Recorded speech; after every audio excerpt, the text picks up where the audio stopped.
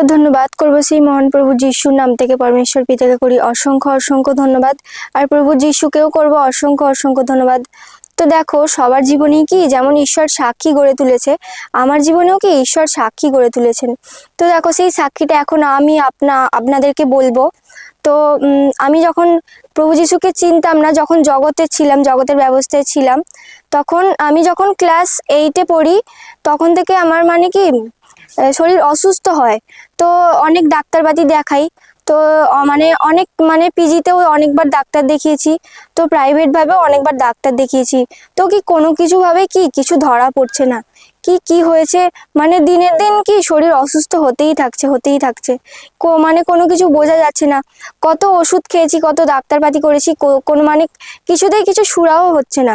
আমি জগতের ব্যবস্থায় অনেক রোজার বাড়িও গেছি, অনেক দৈবও করেছি, কিছুতেই কি কিছু সুরাও হচ্ছে না।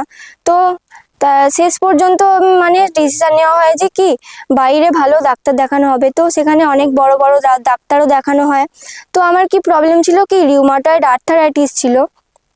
তো রিউমাটয়েড আর্থারাইটিসের আমার এই রোগের ডিপার্টমেন্টের সবচেয়ে বড় ডাক্তারকেও দেখানো হয়। সেও কি বলেছিল যে এর কোনো চিকিৎসা নেই, কি সারা জীবন ওষুধ খেতেই হবে, এর নির্মূলভাবে ভালো হওয়ার কোনো চান্সই নেই। তো তখন আমি কি করব, কি তখন এতটাই অবস্থা খারাপ হয়েছিল কি আমি পরিশ্রান্ত ভারাক্রান্ত হয়ে গেছিলাম। তো কারোর না কারোর দ্বারা কি আমি ঈশ্বরের সুসমাচার পাই। তো প্রভু যিশুর কাছে আমি আসাতে, প্রভু যিশুকে যখন বিশ্বাস করি যে না, প্রভু যিশু কি সুস্থ করতে পারে, তখন আমি হাওড়া উদয়নারায়ণপুর চার্চে যুক্ত হওয়াতে, তো হাওড়া উদয়নারায়ণপুর মণ্ডলী প্রভু যিশুর আত্মিক পরিবারে আমি যুক্ত হওয়ার পর যখন আশ্চর্য সাক্ষী যখন আমি দেখি যে না, ঈশ্বর কি আমার মধ্যে থেকে সেই আশাটাই চলে গেছিল যে আমি সুস্থ হব। কিন্তু এই প্রভু যিশুর আত্মিক পরিবারে আসার পরে যখন আমি আশ্চর্য সাক্ষী শুনি, তখন সেই সাক্ষী শোনার পর কি আমার মনেও বিশ্বাস জাগলো যে না, আমিও নতুন করে কি জীবন পেতে পারি, আমিও নতুন করে আবার সুস্থতার জীবন পাবো। তো প্রভু যিশুকে বিশ্বাস করাতে, প্রার্থনা করাতে, ফাস্টিং করাতে, তো জগৎ যে বলেছিল যে আমি আর সুস্থ হতে পারবো না, আমাকে কি ওষুধ খেতে হবে, কিন্তু প্রভু যিশু বলেছিল যে না, তুমি সুস্থতার জীবন পাবে। আর প্রভু যিশুকে বিশ্বাস করাতে, ফাস্টিং করাতে আমি কি এখন সুস্থতার জীবন পেয়েছি।